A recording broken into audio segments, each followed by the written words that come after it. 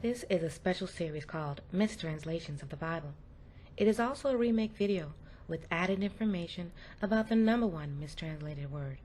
It is the name of the Almighty Elohim. His name is Yahuah. Yahuah was mistranslated almost 7,000 times as the Lord. The Lord is a title and not a name. If the most important word of the Bible was mistranslated almost 7,000 times, how well do you think other words will fare? This is why it is imperative for you, if you are a serious Bible student, to study Manakati, the language that originated Hebrew, because this is the language that holds the meaning of the very words that you're trying to learn. It is the language of Noah and his 3 sons. Before the Tower of Babel, the original language. In our days, Manakati is known as Paleo or Ancient Biblical Hebrew. To learn more about Manakati before watching this video, click on the video link above. Manakati utilizes what is called Paleo Hebrew symbols, but the symbols are not Hebrew, but Manakati. Manakati means from hand signs. I proved this in my video, 𝐿. Manakati is the language before the Tower of Babel. Babal means backward tongue. Backward tongue communicates confusion in speech. There is plenty evidence that Manakati was present and utilized among all the nations during the times of Abraham. It was the universal language of all people. You can read this evidence in my book titled The Origins of Language. Look for the free YouTube video that will be coming out shortly.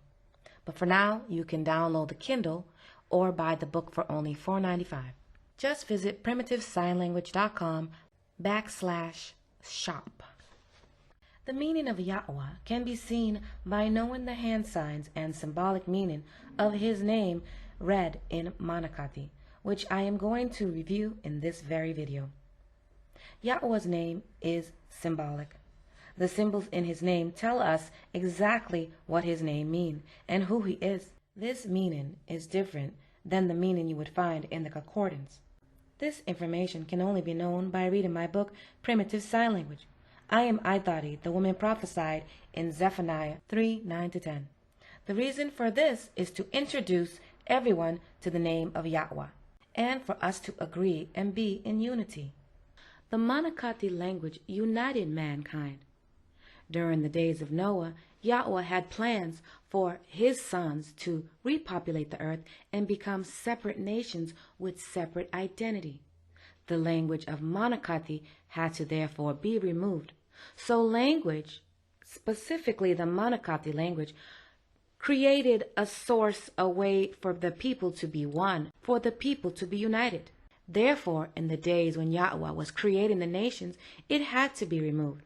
But now, Yahuah, according to the prophecy of Zephaniah 3:9-10, he is calling on everybody to come and serve him, and he wants you to know his name.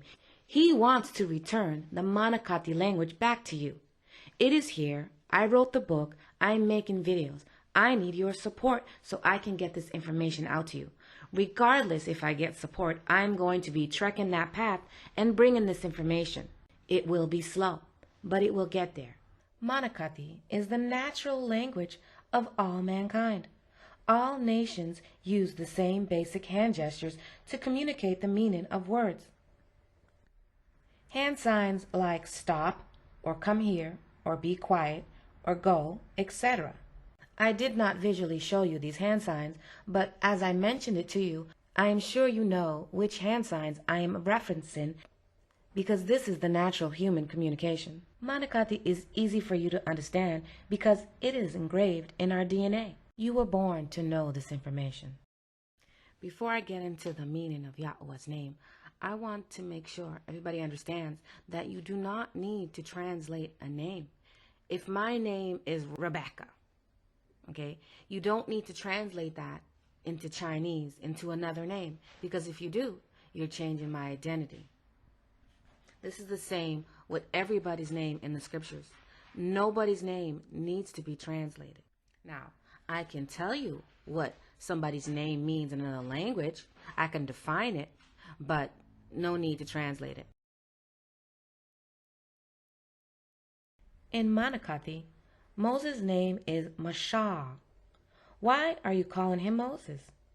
You're calling him Moses because it was translated as such, and you yourself don't speak Manakati. Abraham in Manakati is Abraham.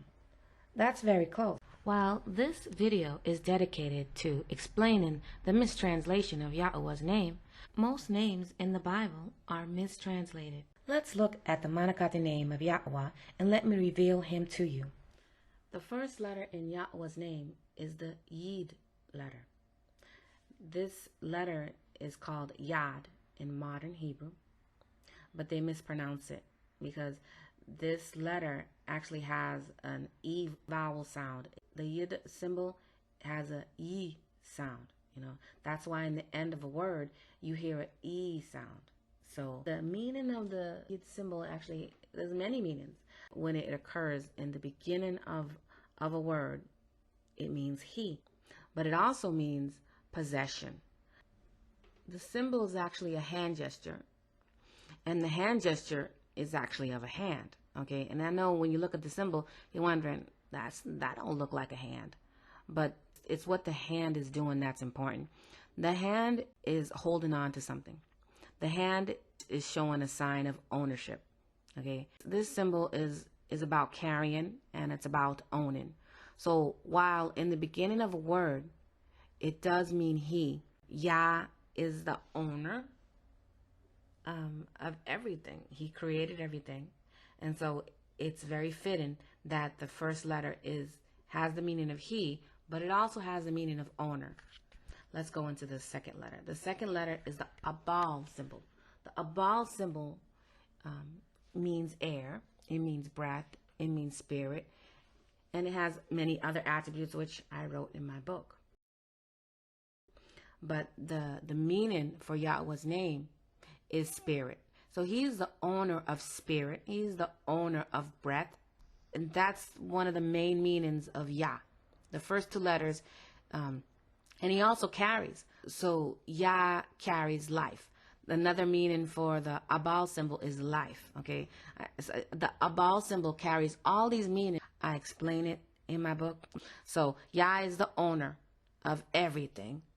Okay, and so he owns the breath, he owns life, and he owns the spirits. So Yah means the owner of breath and life and spirit. That's huge. That is huge. Did any of you guys know that until today?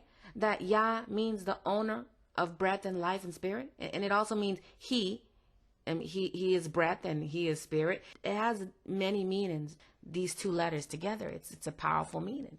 The next letter is the U letter. This U letter actually means hook, okay? And so the U letter, when used in the beginning of a word, means and. The whole purpose of and is to connect sentences, is to connect words, it's to put things together. So in Yahuwah's name, he connects life. He gives life to people. So he's the connection for breath. He's the one who gives the breath. He gave Adam the breath of life, okay? So his name ends with the Abal symbol again because he is connecting people with breath and with life, okay? So he's the owner of breath and spirit, and then he connects people with breath and spirit. Does that make sense? He said what he wanted to be called, and that name is Yahuwah. This happened in Exodus 3. Before this time, no one even knew his name. Even Abraham. He didn't know Yahuwah's name. He called him Al-Shadi. And so I do define the meaning of Al-Shadi in my book. Up until this time, no one knew his name. Now I will read Exodus 3. This is the very chapter where some people assume his name is Ahayah. Exodus 3, 13 through 15. And Mashah said unto Elohim, Behold, when I come unto the children of Yisrael, and shall say unto them, Allah of your fathers hath sent me unto you, and they shall say unto me, What is his name? What shall I say unto them? And Elohim said unto Mashah, I am the Yah.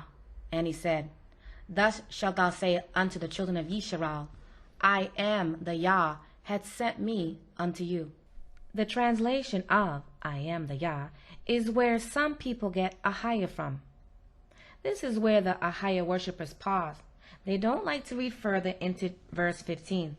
They stop on verse 14 and think Ahayah is Yah's name. Ahayah only appears twice in the Bible when referencing the Most High, and it's only by the mouth of Yahuah. No one in the Bible ever called Yahuah Ahayah. We must continue reading because Yah did not want to be memorialized as Ahayah. Verse 15. And Elohim said moreover unto Mashah, Thou shalt say unto the children of Yisrael, Yahuah, Elohim of your fathers, the Allah of Abraham, the Allah of Yitzchak, the Allah of Jacob, hath sent me unto you. This is my name forever, and this is my memorial unto all generations. The Most High said Yahuah is the name to be memorialized forever in verse 15. This is what we see throughout the scriptures almost 7,000 times. Now, we learned a few minutes ago the meaning of Yahuah. Yahuah means he owns breath and life and connects breath and spirit. That's the meaning of his name. But what does Ahayah mean?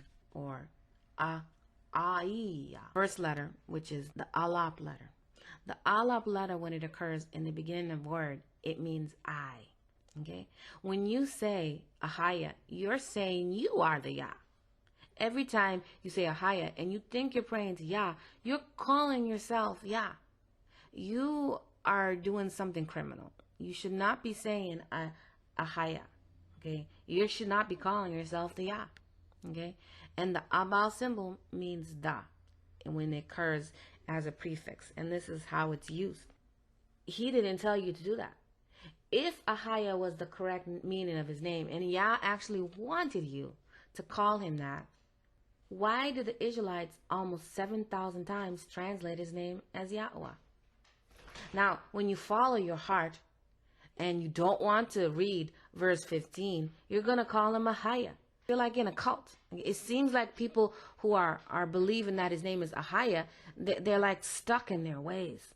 Like you could show them this, and some of them just don't want to listen. They don't want to be told that the Alap letter means I when it occurs in the beginning of a word. They don't want to be told that. They don't want to be told that they're calling themselves the Yah.